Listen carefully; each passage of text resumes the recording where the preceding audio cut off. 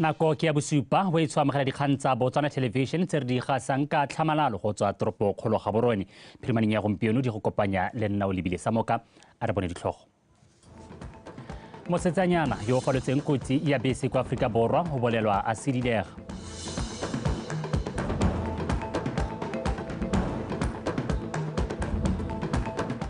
Orange Botswana e tsweletse ka maiteko a go thusa dikole tse di potlana ka maranyana ya internet.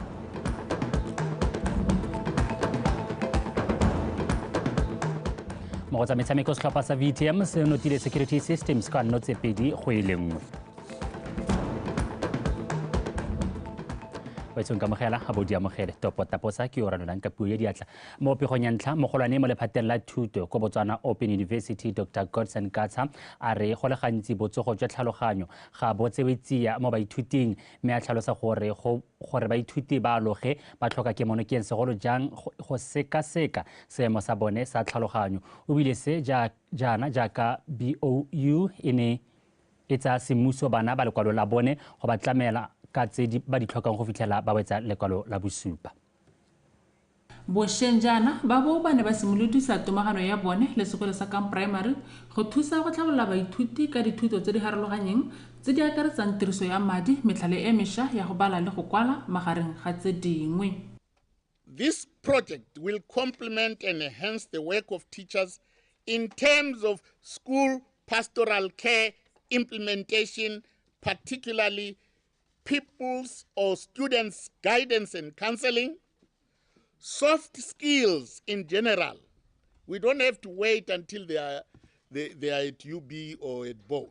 Gore bagaetso ke nako ya gore re tšhentšheng mme a re tšhentšheng ga e simologe ko go rona le ko baneng le one teng a re tšhentšheng mme a re tšhentšheng ye ra go simolola go bana ba le ba go simolola go ithuta ka dikhomphiutara a ntsha le go kola malebo mogokgo mme Obama motho teng o gotlhile maphata a mangwe a puso go tsaya malebela mo go ba bou. Re bone bao ba e leng gore ba re tshwara ka satla re tsamaya mosepele wa thuto ya ngwana mmogo gore re tle maikaelelo a rona a goreng Motswana mongwe le mongwe ka 2036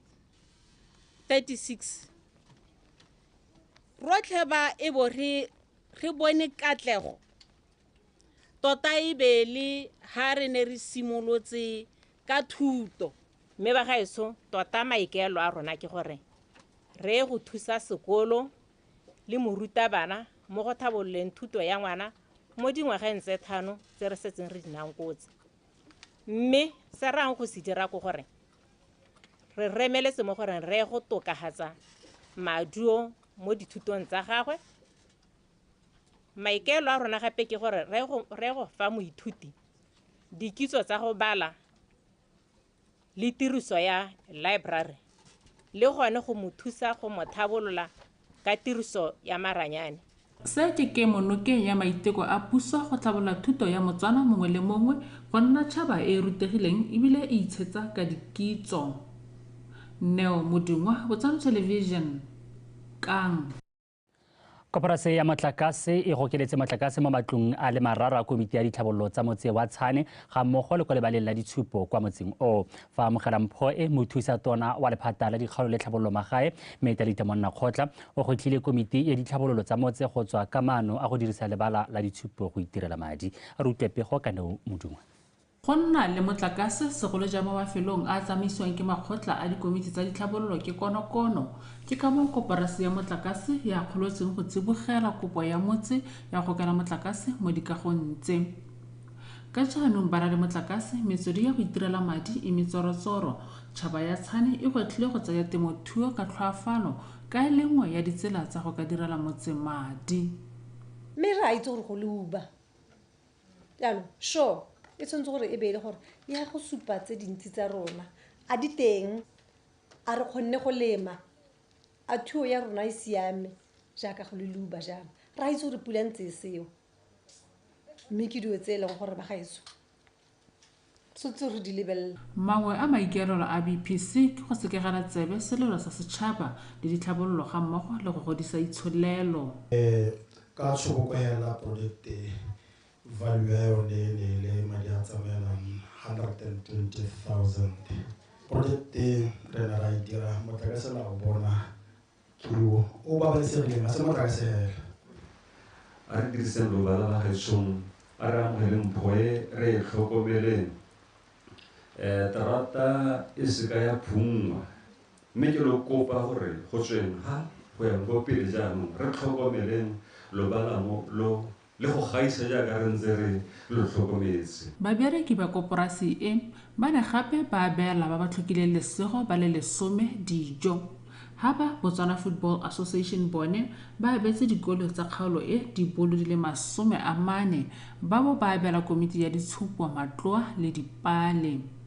Neo Modungwa, BTV News, Tshwane. Kampani ya Orange Botswana e tshwaragane le lephata la dikgaolo le tlhabololo magae di tsweletse ka maiteko a go tlhabolola dikolo tse di potlana tsa lefatshe leno ka maranyana ya internet le didiriswa tsa thuto tse di maleba. Sekolo se se potlana sa Matlhakola ke sa botlhano kwa kgaolong ya legare go amogela didiriswa tsa thuto tsa maranyane go tsweng ka Orange Botswana Foundation. Mamusisiska Kapego.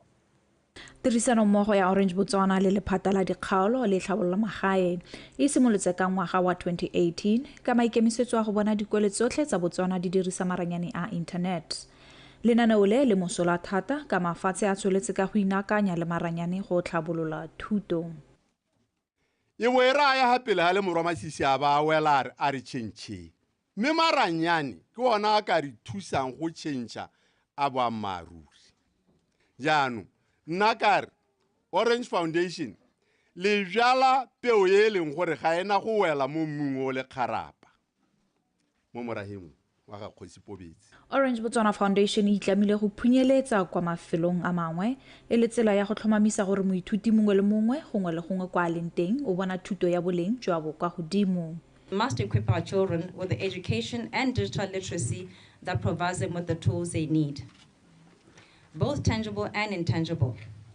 The significance of this initiative extends beyond Matlokole Primary School and holds the potential to cultivate a more digitally literal society, to stimulate economic growth and cultivate future leaders who will spearhead innovation and advancement. E re lentswa sekolo se di goga kwa pele mo maduong a baithuti se na le dikgwetlho tse di tlhokana le kemonoke mo go ba ba maleba. Bone mo sekoleng sa rona director wa letsatsi ra education director ga rena furniture ha e ka rotswa ha ne se maitsiboa wa tsama mo ditlase mo ka utwa bothoko batho ba bangwe ba kwalla mo diropeng. I've noted them with concern and ke dumela gore ke ditaya go di tshwanetseng gore di eteng di taya gore ga mongame ke di utlwile and I've noted them. Ka lenaneo le Orange Botswana Foundation ga e tlhabolole thuto fela mme rotloetsa ba batlang kwa morago ka dikitso tse di maleba go atlega mo lefatsheng le le fetogang ka nako tsotlhe. Mamusisiska, BTV News, Matlhakola.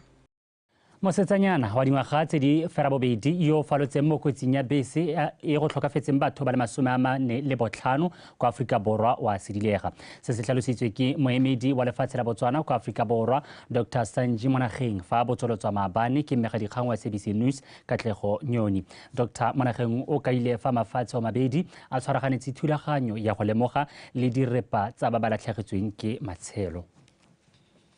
As of now, I can just simply and summarily say that investigations at the scene, at the actual scene, where the bus went over the bridge and into the gorge, so to say, are complete. The scene has now been concluded. Whatever the investigators were looking for by way of the body parts, the remains, has been completed. They also brought in sniffer dogs just to completely finish what they were doing. All the clothing and properties of the deceased have been moved to a place of safety.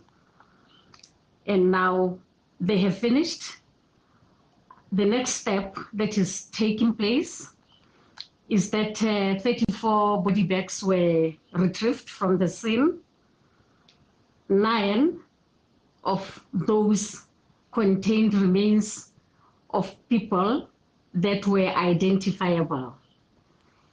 And by identifiable, I mean that where you could say this is so and so, this is so and so. And when I left the village Limpopo, in Limpopo yesterday, when we left the hospital and everything, identification, visual identification was going to take place of the 9 because relatives were there.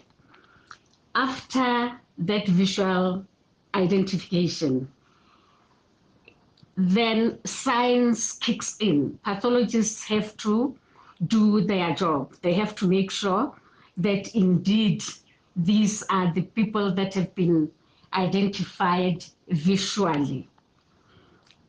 By now, I think that is done. We are still waiting because this is an ongoing issue. I'm still waiting for further information. Now, the remaining 25 bags, let me put it, the remaining 25 body bags are now in the hands of the doctors, the scientists, the pathologists. They will do their job, but I want to caution that it might not be quick as we want, because this is a very complicated investigation. So this is where we are. Regarding the child, the survivor, I have seen media reports that she was critically injured. And I want to tell Botswana and to assure Botswana that the baby is well. She had a laceration. She had a wound on her right arm. The doctors have attended to it. There is no fear of anything. She also had a few lacerations on her head. Nothing is life-threatening. I personally saw her, although I didn't talk to her because she had just left surgery. And the one other thing that I need to say to assure Botswana that the child is okay. She is the person who gave the first responders reliable information that actually led to the opening of the investigation. When the police came to the scene, miraculously, she had not gone down with the bus, herself and her grandmother, who unfortunately passed on. She's the one who told the police her details, where she comes from, her school, the village, and where the journey started. And crucially, she gave the police her mother's 2 mobile numbers out of her head. So I really, really want to say, Ararapeleng, the child is okay.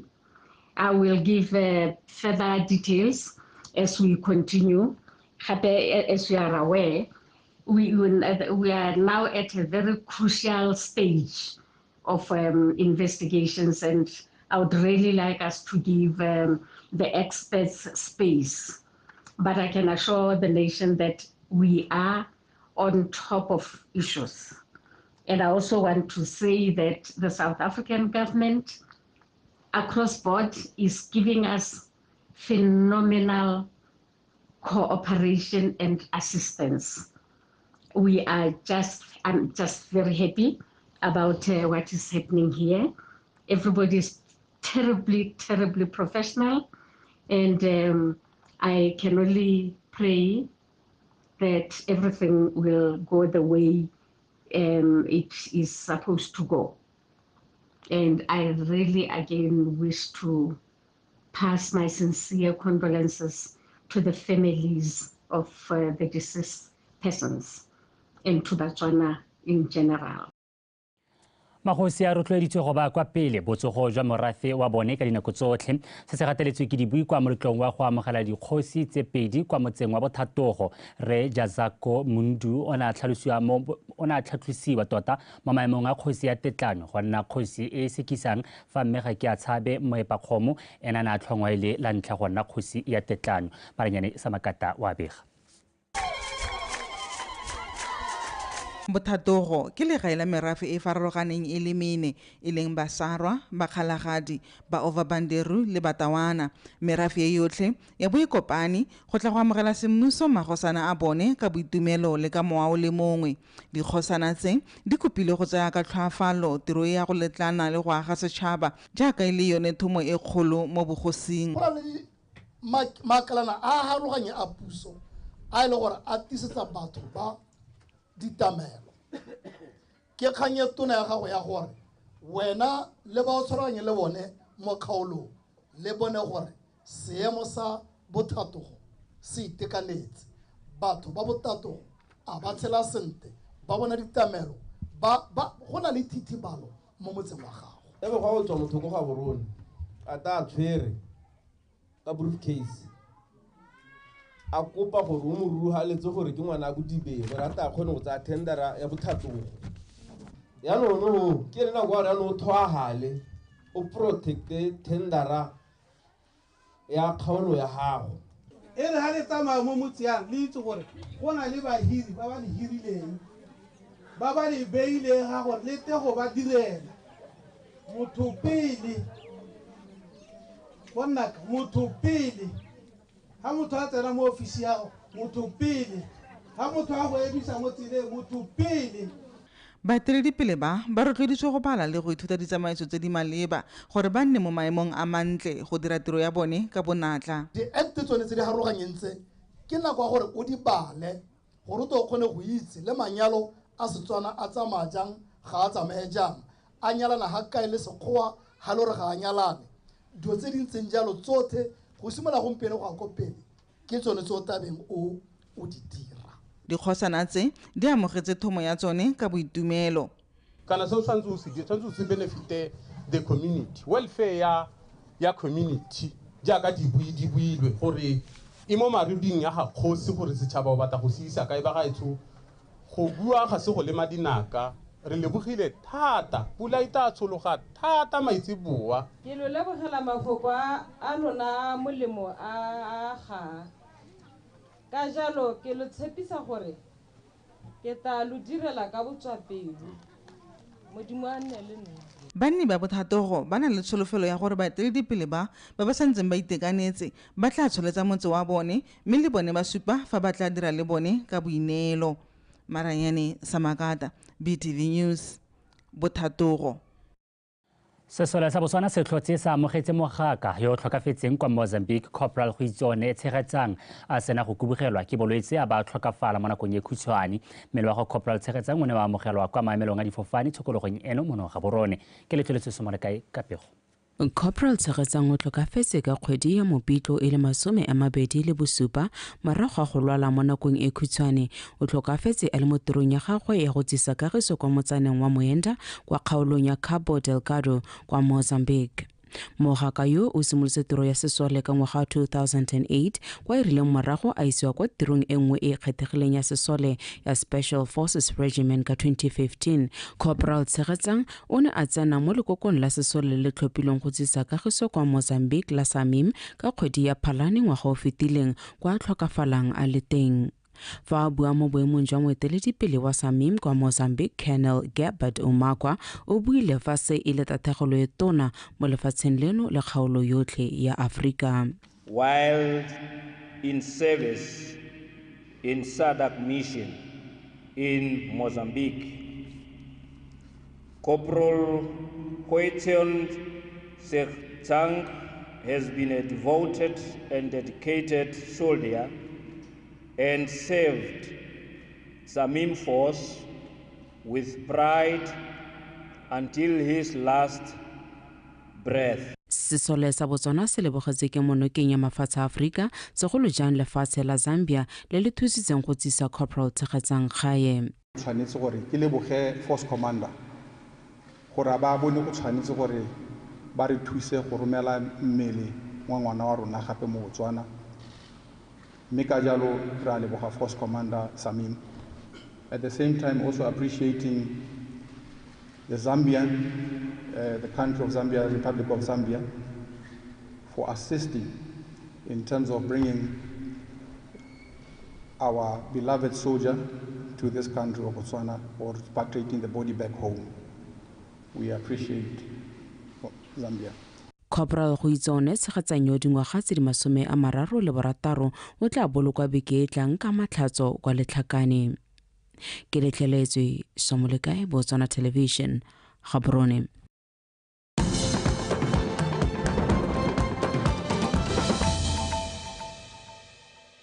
wa itshole le dikgang tsa Botswana Television ra tswelela mo kanselara wa kgaolo ya khura kwa gantsi re barapetseng kamane o gakoletse maloko a kereke ya Palopotlana go nna le seabe mo go thuseng setšhaba le go kgalema tiriso ya nnotagi mo bananeng. Re nkamane o buile se maabane jaaka na bula semmuso tirelo ya malatsi a paseka ya kereke ya Palopotlana mo boemong jwa mo palamente Re John Tite le se go mokaisi go rulaganyeditse pego e latelang. Fela jaaka e le tlwaelo gore ka malatsi a paseka dikereke ka go farologana di le ba kwa ntlokgolo ya tsone go ya go obama ba kereke ya Palopotlana le bone bao ba kopane go rorisa morena mme ya re a bula semmuso tirelo e molaledi wa tlotla a gwetlha maloko a kereke go bereka ka natla go godisa kereke a re seo se ka kgonagala hela ga ba ka hetola ka ga ba ntseng ba dira dilo ka teng. Setlhogo sa monongwaga sa lona sa kereke e se le se mphileng ke setlhogo se se reng mindset change. A re change me go change mo re change megopolo re change dikakanyo re change boitsholo change mo re buang ka gone botsadi ke dumela gore re bua ka kganya gore ra itse re dikereke go na le dikgang tsa gore ga bo gona le dikgang tsa gangwe ra utla re le a go twe a re ntse madi be re sa ntse madi mme hela re ka change mindset tsa gore re ntse madi be ra change a re pasekeng ka dipalo re be ra pasekeng ka dipalo ke one mindset change iseng a re ntse madi re bo re sa ntse madi go tawa re thuba kana re senya ka ma ditshele hane di le teng mahuana le teng makgamuhana le teng dotse go ra re di change e heta re ne re le go beta ra go ha dikhutsana go ra go buisa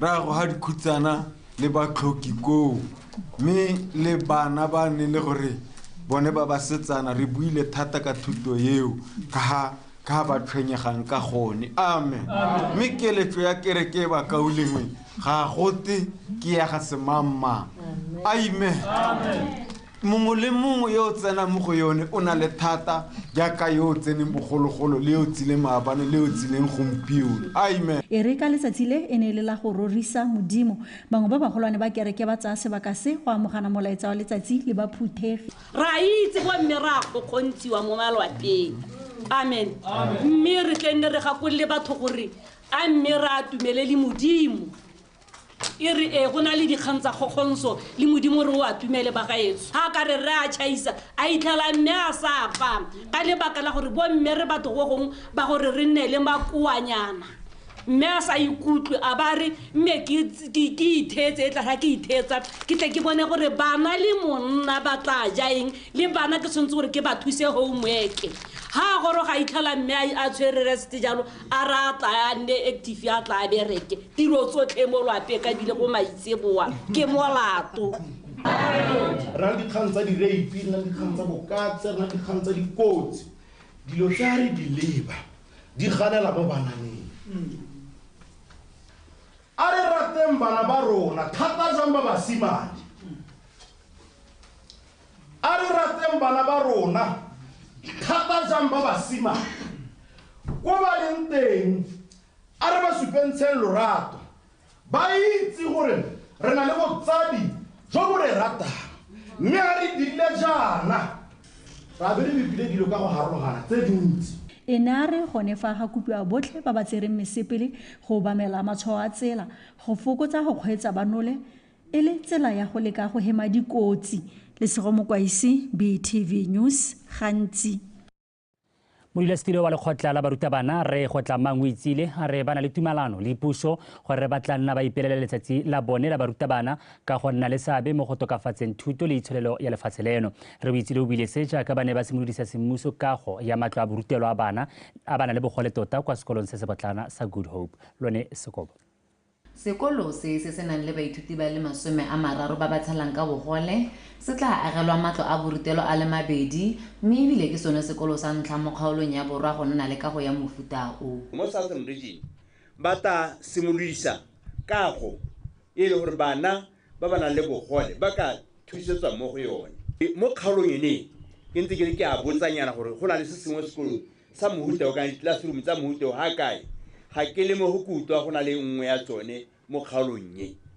Jale go ra gore di a thela mo lehatsheng mme ebile go supala gore ga o ka tsamaya lehatshe le ka re lebelang bana bogole ba dipalo tsa bone di ntseng ka teng go re bana bangwe ga ba kgone go bona thuso ka ntate ya gore tsone dithulaganyo tse ga dio mo kgaolong ye mme ebile gongwe ba di latela kgakala ko ba ka di bonang teng ba arogane thata le batsadi ba bone ba tshwanetseng ba ba thuse tsatsi le tsatsi mo botshelong ja bone.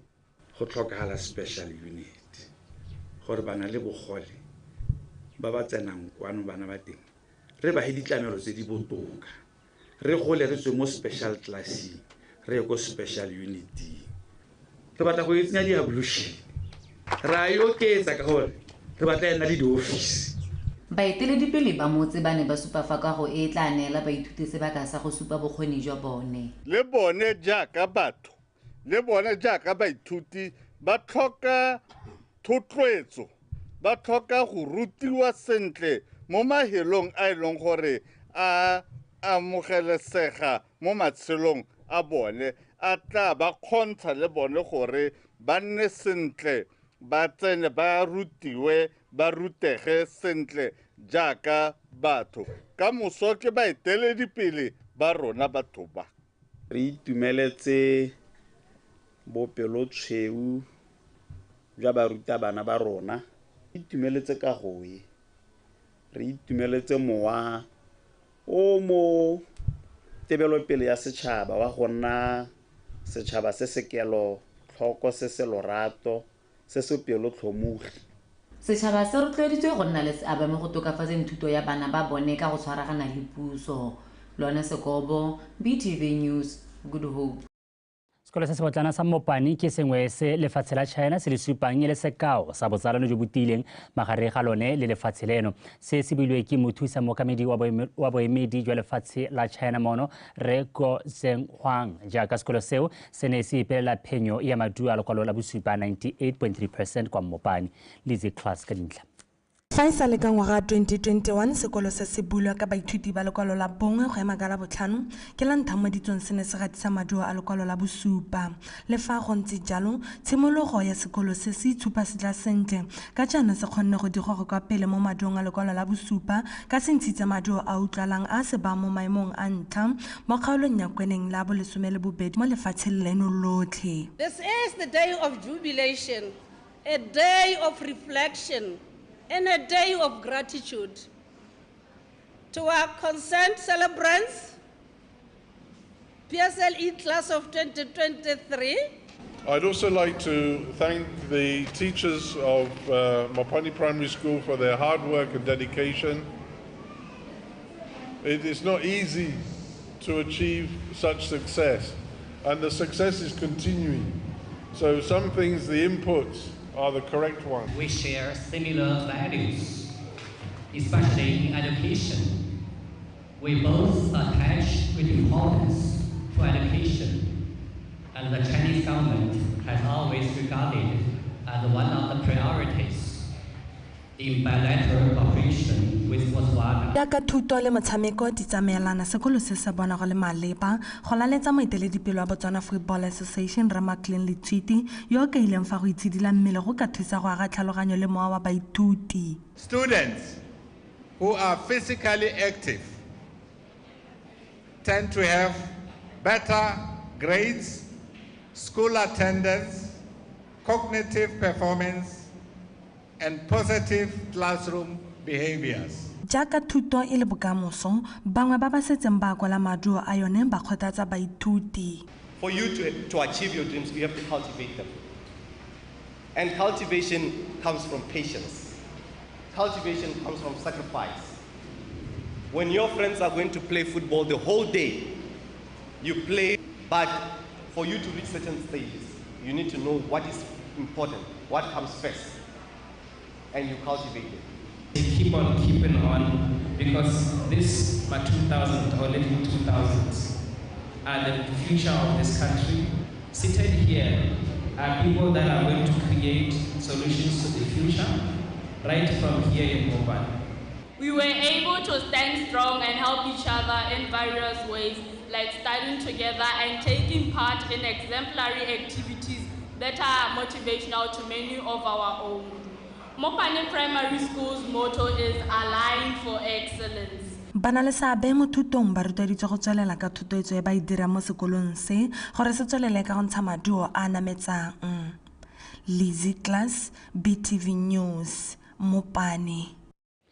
Re mongwe wa motaki bile ile mmetli kwa tsabo Mompuliki Senwedi a re molaetsa wa go fetola dikakanyo le ka fa dilo di dirwang ka teng o mo kgothaditse go dirisa talente ya gagwe go ithuta go dira di-trailer tse di dirisiwang go rwala dithoto. Re Senwedi o boletse fa maikaelelo a gagwe le go godisa kgwebo eo ya gagwe ka eletsa go tlhamela ba bangwe mebereko. Ke o lebogile Radipotsane.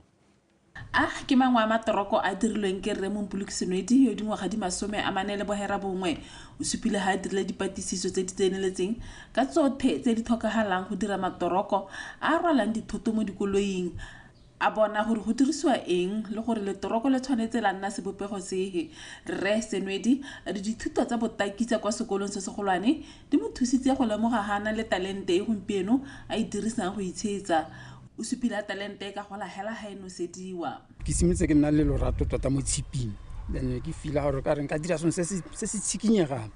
Ke fela ke dula ka ena ga re tla ke simola ka trailer le tsone di-trailer a tsore ke heletse mo di-trailereng go na le gore go ntse ke na le keletso gore nka ipona ke tsene mo hydraulicing gore ke dira sengwe se le gore ke trailer a mme go na le like machine yana mo trailer like bo hydraulic sengwe se is a trailer hela like gona go ga touchitswe machinery mo gona, then ka ke re wa go police ba go fa chest number, ba go sala chest number, then o tswang fo botla go ikwala ma trailer gore ne la identity ne le bosupi ne le number ya yona, then o ya go transport e bo go register mo registration ke te go lora no ta go tswa le kgetho le number plate. Re Senwedi a re ikela go ya go kopa dithuso tsa madi go ditsa kgwebo ya gagwe ko makananeng a tshwana le SEDA. Ke keletso ya me gore go nka ipona ke dira le batho like bone batho ba no setsa gore ke fila go gore tota professional welder yone sontswe ke dira le batho ba go nna jalo go setse ke bone gore nna ya metiro tota go kae like go dira go sega go designer yalo ke se bona mo go nna, then bone motho no setsa ba ka tswella ka go no setsa. Re Senwedi a re madi a ikgapetse mo dikgaisano tsa nnang a di tsenelela tsa malatsi a ga tautona di mo thusitse go bona letseno le ka lone a kgonneng go atolosa kgwebo ya gagwe. O kgothaditse bataki jaaka ene go ikwadisa go go ba ofisi ya ngoo mo tsabong ka gantsi ba thusa bataki le badiragatsi ka go batala tiro ya bone bareki. Ke o lebogela Radipotsane, Botswana Television, Tsabong. Maloko a kereke ya Head Mountain of God Apostolic Church ba go itlhile go nna le seabe mo go thuseng go lwantsha matlhoko a aparetseng setšhaba a akaretsa kanamo ya mogare wa HIV/AIDS le tiriso ya nnotagi e feteletseng magareng ga tse dingwe. Se se builwe ke mopalamente wa kgaolo ya Tati East Dr. Douglas Letsholathebe jaaka a bula semmuso tirelo ya malatsi a Paseka ya kereke ya Head Mountain kwa motseng wa Jaclas 2. Abigail Madorobo wa pega. Ke tlwaelo gore ka nako ya Paseka maloko a dikereke a bolole go ya dikagong kgolo tsa dikereke tsa bone go ya go ipelela malatsi a. Ba Head Mountain bone ba kopanela ko motseng wa Jaclas number 2 mme ko pulo semmusong ya bone ba kopiwa go nna le seabe mo go godiseng kereke, mme seo se ka kgonagala fa ba le lerato boinelo mme ebile ba ikemiseditse go berekela kereke. Ga go sena lerato ga gona tswelopele. Filio, agape and eros, marato a buiwa mo Baebeleng ke dingwe tse e leng gore re tshwantse gore gangwe le gape re di itse gore love rules. Lerato ke lone le ka re kaelang gore ko kae. Ga o sena lerato mme o le moeteledipele ka lotswa le moeteledipele wa kereke e to go thubega. Kereke e e humileditswe. Around 1943, in Botale village, the founding archbishop was denied the chance to open a branch there, and he was taken to prison in Tsesebe, where they locked him up. But the following day, when the police officers came to check him, they found him sitting outside the cell. And they started asking themselves, and records indicate that the first officially branch allowed in Botswana was Botale. Dr. Letsola Thebe o ne a fetela kwa motseng wa Sivia go ya go tshedisa ba lelapa lwa ga Archbishop Elliot Sebanda wa kereke ya the number 1 Apostolic Church. Ra rona wa agisantse setšhaba sa rona go ta ko sekeresiteng, mme ka jalo ka bona go tshwanela le nna gore ke to go gomotsa, ke to go nna le lona ke re ke utule se se re diragaletseng ka nako e re le mo bekeng e leng gore ra ipela re le ba sekeresete, re ipelela loso la kgosigolo ya rona, loso la ga Jesu Kriste ya kana re boloka. Mme ke ha re a bona re kgobokane ka nako ene supa gore re kgobokanetse mogaka nako ene e leng gore Jesu Kriste na re togela, mme ke ha le re Motisibanda re kgobokane ha ka nako ene go ta go ipelela botshelo ja gagwe. Setse di gapile matshelo a batho mo malatsing a sa tswang go feta. Setšhaba se kopile go nna kelothoko fa ba kgweetsa, ba seka ba itshiela dino le gore ba obamele matshwao a tsela go hema dikotsi tsa tsela. Abigail Madorobo, BTV News, Sivia. mo dikgang tse di setsong go goroga ke tse di reng mme Boago Seako yo e leng mme mogolo wa mosetsanyana wa dingwaga tse di herang bobedi yo falotseng mo kotsing ya tsela e gapileng matshelo a maloko a kereke ya ZCC St. Agnes ba le 45 kwa Limpopo kwa Aforika Borwa a re o leboga Modimo go ba bolokile botshelo jwa ngwana wa ga monnawe a re se ba le motshitse fa ngwana yo a hapegile thata mme Seako o ne a bua jalo gompieno kwa Molepolole mo potsoletsong le lekana la dikgang la Botswana Television. Jessica Pilani wa bega. Mosetsanyana yo ke wa ntlha mo go mme mmagwe o dira lekwalo la bone kwa sekolong se se botlana sa bone wa mang. Mosetsanyana yo o rata go opela le kereke fela thata, o tlhalosiwa fa le kutlwe bila le tlhaga thata mo lwapeng, mme lorato la gagwe mo kereke le sale le simolola le monnye thata ka ene e re ka tshipi mongwe le mongwe a boela ena gakololang ba lelapa go ya kerekeng. Re batho ba re go letseng mo kerekeng ene ya ZCC re go ditso mo go yone, so bana ba mo lapeng go nela ka bantsana ba rata kereke ba botlhe le no rata kereke mo go hiteletseng mo ene gore ba bangwe le ZCC ya ka witseneng tse tswetswa kere ka COVID hale o na ntsa itela dikereke tse dingwe ke ngwana e leng gore tota ga batla gore Sunday se ka heta a sa ya gope, ebile o gola mo lapeng a itse gore ha e rena Sunday la rona re go ga maoto ene o tlo go tsenya mo project a bone ke se kereke a ba heletsa itshwarela tata ka mosadi mo go gore ene ka gore ngwana kerekeng Sontaga le Sontaga go letlelelwa go ya Moria ke mme mmagwe ebile e le loeto la gagwe la ntlha go ne go motlhajitse pelo thata ka e sale nna keletso ya gagwe ya go iponana le maloko a mangwe a kereke e kwa Moria bogolo jang a tsamaya le nkuku agwe yo a neng a utlwana thata le ene ne se motho o tshwara ye Moria ha re lebetseng teng hela a ba ke a tsamaya ke a Moria. That's when I beretsa tshosa gore tla re dire thulaganyo gore ngwana a tsamaye Moria. Passport a go ne le gone e tswang hela mo sepelong tsu budule go tsamaiwa ema e be na tripelentseng hela ya lo gore ngwana wa tsamaya wa Moria a itumetse because lona ne re fila gore ngwana o ka mogwa re tang kereke ka teng ebile gape a tshoba kereke ka teng ha go tla gore go bohelong ba letsatsi ya go togiwa Moria e be re mo itsa go tsamaya re tla re sa mo irela sentle gape kana moko a gone le secretary ko kereke go ra re ha go bakanyediwa mosepele o ya kerekeng ga ntse ga lofi ga re so ngwananyana go tlhile na tsamaya le ene go tsamaya teng.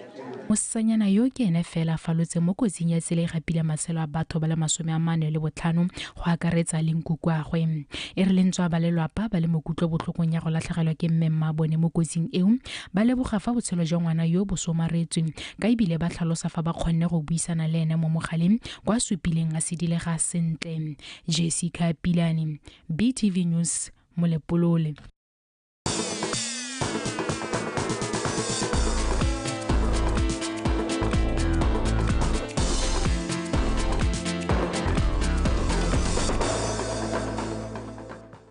Potso ha re di be phegelwana teng ha di kgang tsa rona Thato Kgosimore o emesentle go nela tsa metshameko.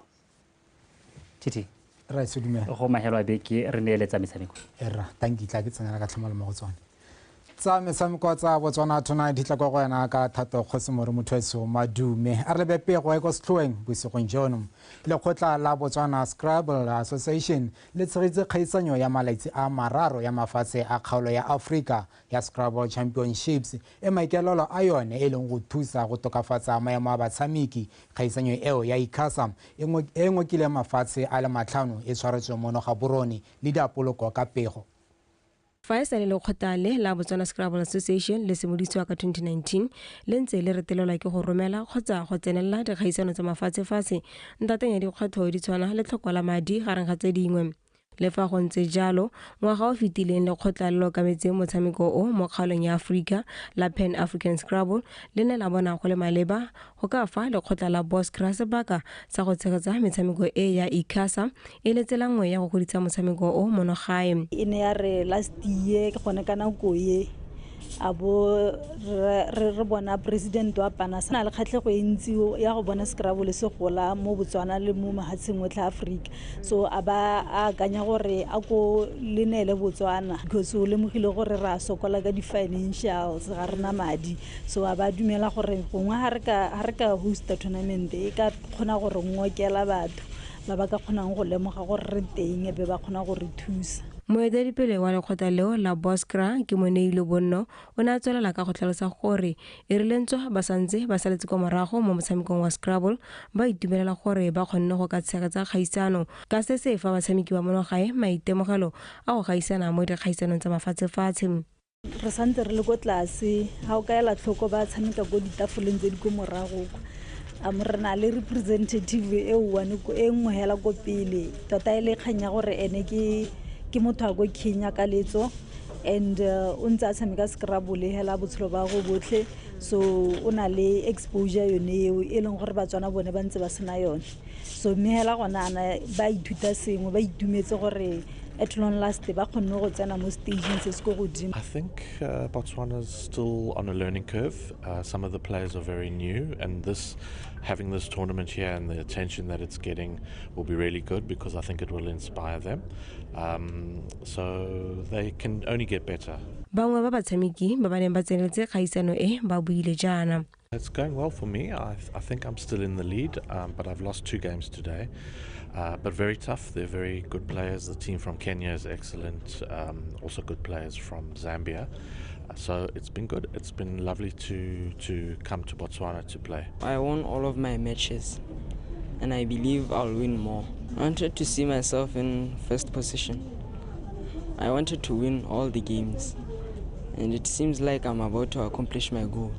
Kgaisano e ya monongwaga ya ICASA e ne ngokile batshameki ba le 40 go tsweng kwa mafatsheng a ba tshegetsa kgaisano Botswana, Afrika Borwa, Kenya, Uganda ga mmogo le Zambia. Mafatshe a gaisana mo letlhakong la bagolwane ba phadisana mo ditikologong di le 27 ga mmogo le la banana ba le 14 ba lefatshe leno e le la ntlha. Mofenyo ta ikgapela 17,000 pula. Lydia Poloko, BTV Sport, Gaborone. Farle batsa kgwele ya dinao setlhopha sa VTM FC se buile kwa morago go kwadisa phenyo ya dino tse pedi go elengwe kgatlhanong le security systems mo motshamekong ono go tshamekelwa kwa Lobatse Sport Complex a re bone dintlhakgolo tsa motshameko o. Ale tshamekela kgwele jalo mo go boitumelo Karabo ba boela gape mo gona gape radiakanyo ba boetse mo go tshepo gape ba tsela le ratipana mo go tshepo a ba ka mo system sa ba kitla kgwele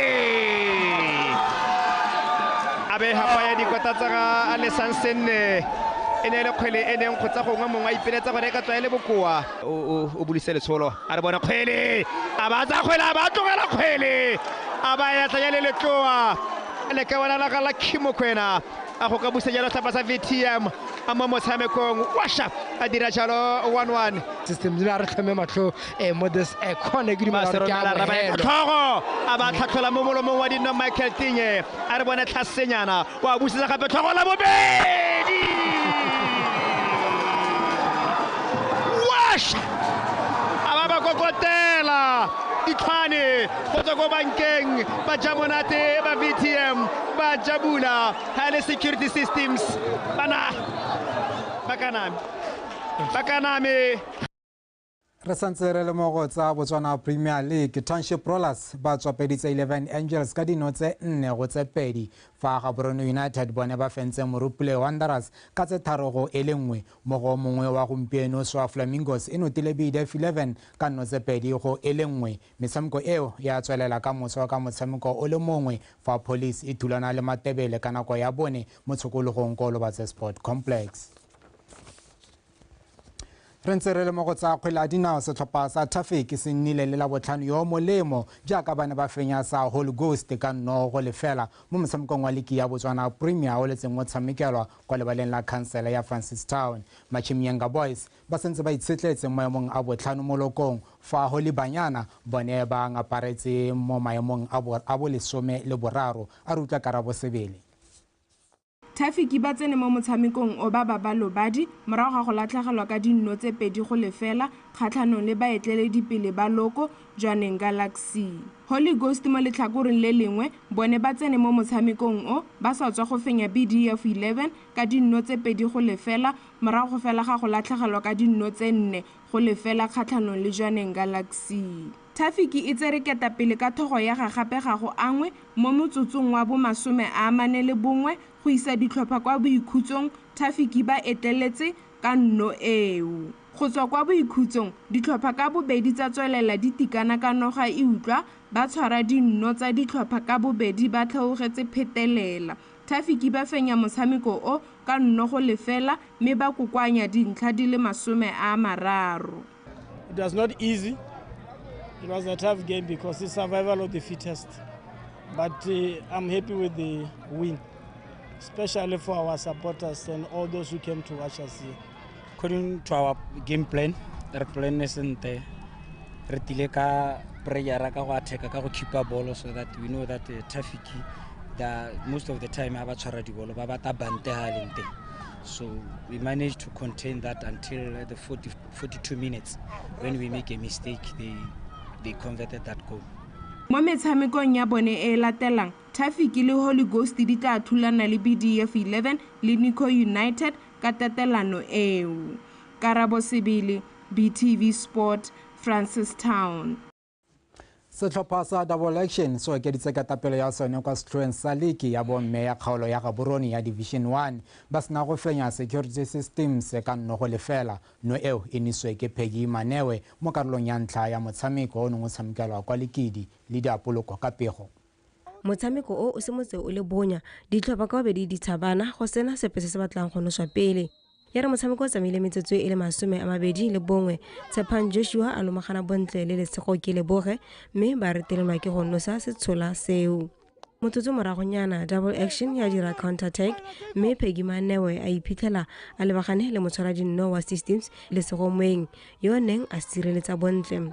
Ditlhopha tsa nna tsa lekana mashetla mme ya re mo motsotsong go 37 lesego ke leboge a lebagana matlho a phage le motshwara dinno wa Action ba Mokibe fela Mokibe a gana ka setshola seo. Moraga go batla nno ka sebaka go ntse gore tela Peggy Manewe a tlhama Action ko pele a no sa nno ya ntlha ya motshameko mo motsotsong wa 45. Motshameko ya go ikhutsa ka ketapele ya nno go lefela.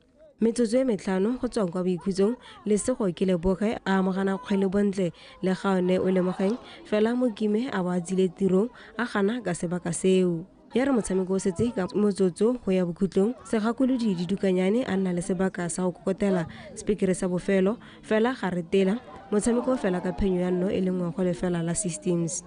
Well, today we had a good game, according to me, because we can't complain of anything. But at the end, a better team won. There isn't anything that I can say regarding the play. We played well. Our players were able to play according to the plan, to the instructions. But on a day like this, they were far much better than us. You know, we have many players who are injured. That's why we had to rest some. But in the end, we had to introduce those, though they had some injuries or some knocks, so they can beef up the team. Obviously, we can see we had many changes, more especially defense as well as midfield. I can say it was a nice game. As you realize, the first half we were dominating, but we were not that 100% dominating. But second half system came up with the idea. Maybe by the our goalkeeper got injured, so now they get motivated and then but overall in terms of defensive we will work more on our defensive line. I don't know mo motshamekong o mongwe wa labotlhano o molemo baeteledipele ba division 2 township rollers ba fentse SETSWANA girls ka dino tse 2 go lefela. Dinno tse 2 di nesitswe ke wa Rabile Molatlhegi.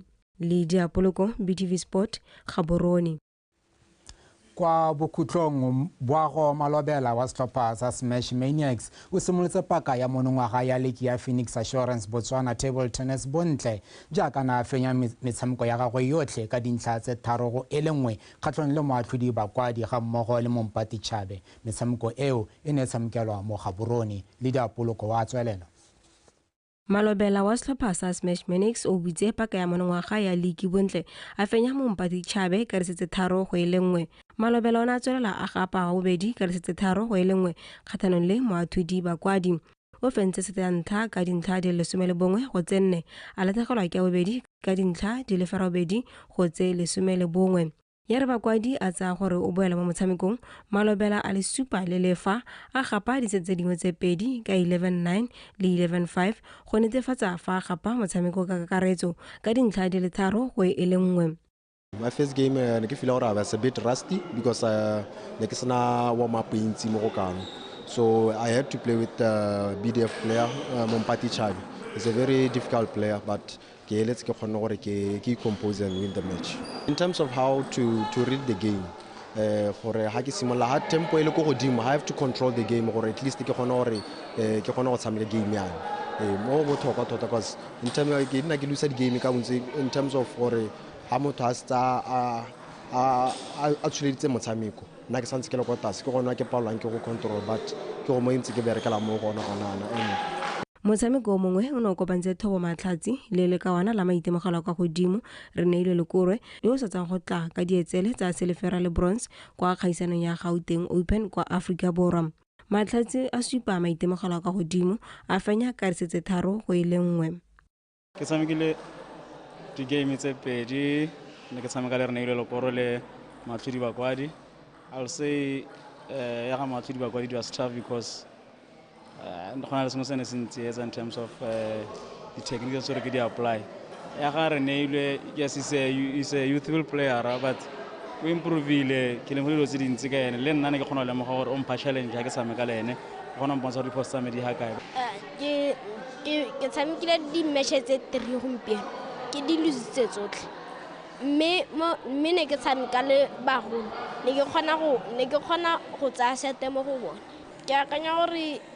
It's very good ka gore go thata go tshameka le bone.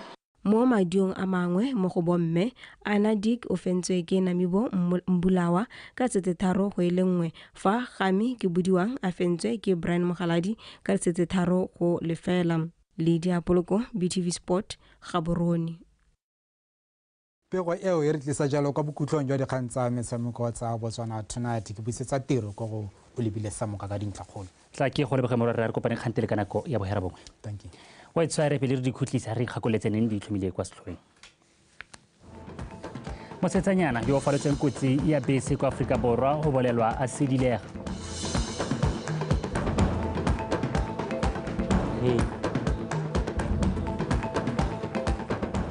Orange Botswana e tsweletse ka maiteko a go thusa dikolo tse dipotlana ka maranyana internet.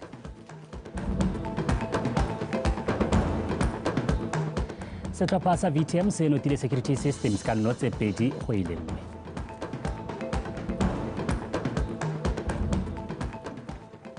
Waitso RDB khutlo teng fa dikgang tsa rona tsa nako ya bosupa ba tepolwa pe ba latela ka seemo sa bosa.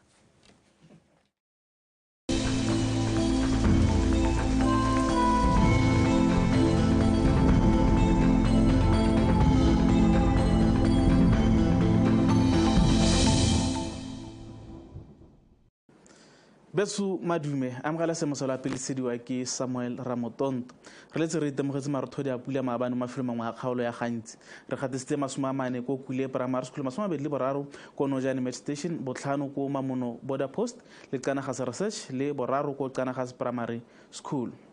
Tshwanetse sola episana kwa gompieno se supa ga go bona maru mafelong ka bontsi a lefatshe leno mme malo mo talo o supa gona le kgonalo ya maru ya ka dima kgotsa ka ntse se jono mo mafelong mangwe a lefatshe leno se go ja mafelo a ko bokone le bophirima matsatsi mo go la ka mosegone go ta phakela go thibile ko dikgalong tsa borwa go tla bagatleng kweneng borwa ga gare le bokone bothame go togotiwe ka bontha mongwe mo tsamayong ya letsatsi dikgalo tsa nghabe gantsi le kgala ga ditswene marata a thiba ka kgonagalo ya pula fe go gadima mo mafelong mangwe mo mosotso ga tsa lesomele borataro ko Jwanele lesomele bosupa ko Good Hope le ko Nojane lesomele borobedi ko Tshane lesomele borobongwe ko Mahalape le Franstown mme mafelo a mangwe ka bontsi a lefatshe leno re sotsogatsa 20 mo tshokologong go teketsa go le bothitho lefatshe leno ka bophara ka se sa botlosa se tabo magareng ga 27 go eng go 32 mme fa re bela tropo dingwe mo borwa ja Afrika se tsoga ga pula ko Maseru mme marata a thiba ko Manzini ha ko Johannesburg le Cape Town gone marata a thiba ka bonthabo re se tsoga ga pula ko Antananarivo le Beira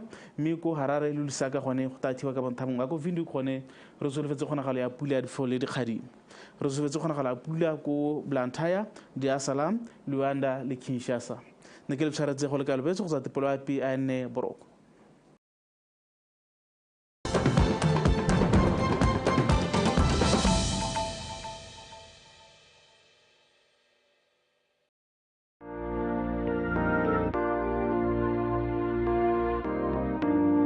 mohau wa morena Jesu o be le rona kaofela mohau wa gago Jehova o be le setšhaba sa go kaofela le lerato la modimo le matshediso a moya